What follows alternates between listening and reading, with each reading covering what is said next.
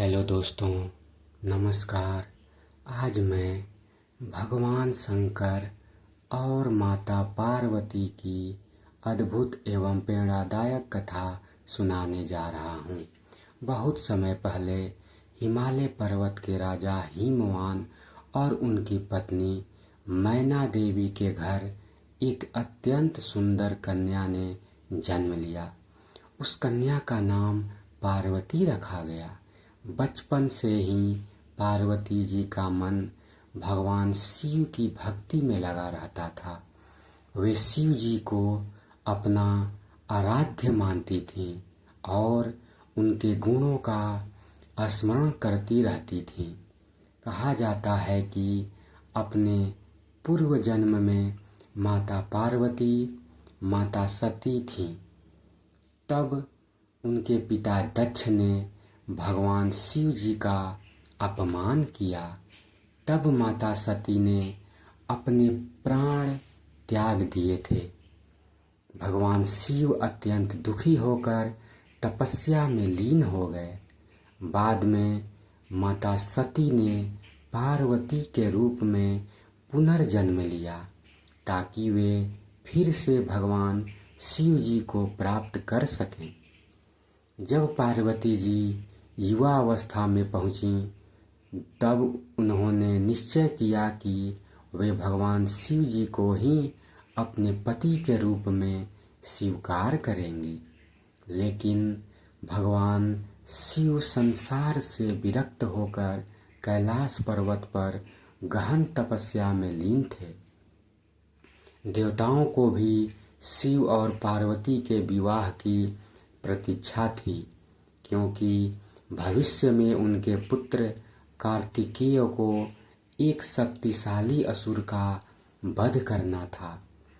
पार्वती जी ने भगवान शिव को प्रसन्न करने के लिए कठोर तपस्या आरंभ कर दी। उन्होंने वर्षों तक फल फूल खाकर तप किया, फिर केवल पत्तों पर जीवन बिताया।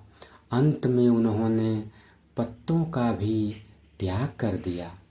इसी कारण उनका एक नाम अपर्णा पड़ा, जिसका अर्थ है जो पत्तों का भी सेवन न करे।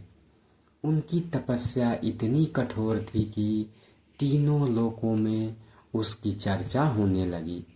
देवता, ऋषि और मुनि सभी उनकी अटूट भक्ति देखकर आश्चर्यचकित थे। भगवान शिव पार्वती जी की भक्ति और प्रेम को परखना चाहते थे। वे एक वृद्ध ब्राह्मण का रूप धारण करके पार्वती जी के पास पहुँचे। ब्राह्मण ने कहा, हे देवी, आप किसके लिए इतनी कठोर तपस्या कर रही हैं? पार्वती जी ने उत्तर दिया, मैं भगवान शिव जी को पति रूप में प्राप्त करना चाहती हूँ। तब ब्राह्मण ने कहा, शिव तो भस्म लगाते हैं, गले में सर्प धारण करते हैं, शमशान में रहते हैं। ऐसे व्यक्ति को पति बनाना उचित कैसे हो सकता है? यह सुनकर पार्वती जी को बहुत दुख हुआ। उन्होंने विनम्रता से कहा, भगवान शिव समस्त संसार के स्वामी हैं। वे करुणा, ज्ञान और वैराग्य के प्रतीक हैं। उनके समान कोई नहीं है। मैं उन्हें ही अपना पति मानती हूँ। पार्वती जी की अटल श्रद्धा देखकर भगवान शिव जी अत्यंत प्रसन्न हुए। उन्होंने अपना वास्तविक दिव्य स्वरूप प्रकट किया। शिव जी को सामने देखकर पार्वती जी भाव विभोर हो गई। भगवान शिव ने पार्वती जी की तपस्या स्वीकार कर ली। इसके बाद हिमालय पर्वत पर उनके विवाह की तैयारी शुरू हुई।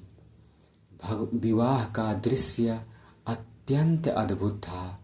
सभी देवता, ऋषि, गंधर्व और अप्सराएं इस दिव्य विवाह में सम्मिलित हुए। भगवान विष्णु, ब्रह्मा और अनेक देवताओं ने विवाह में भाग लिया।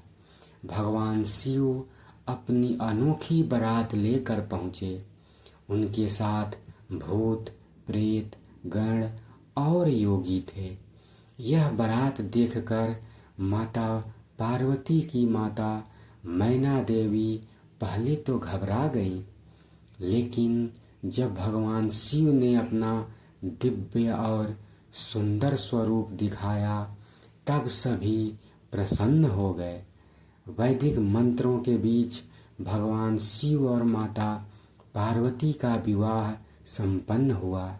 यह विवाह केवल दो व्यक्तियों का मिलन नहीं था, बल्कि शक्ति और शिव, प्रकृति और पुरुष, प्रेम और तपस्या का दिव्य संगम था। कथा से शिक्षा यही मिलती है, सच्चा प्रेम धैर्य और समर्पण मांगता है। दृढ़ संकल्प से असंभव कार्य भी संभव हो जाते हैं। भक्ति और विश्वास कभी व्यर्थ नहीं जाते। बाहरी रूप नहीं, बल्कि गुण और चरित्र सबसे महत्वपूर्ण होते हैं। शिव और शक्ति का मिलन हमें जीवन में संतुलन, प्रेम और त्याग का संदेश देता है। जय भोलेनाथ, जय माता पार्वती। धन्यवाद दोस्तों। अगर यह कहानी आपको अच्छी लगी हो तो चैनल को लाइक करें, सब्सक्राइब करें और वीडियो को शेयर करें, चैनल को प्रमोट करें। धन्यवाद।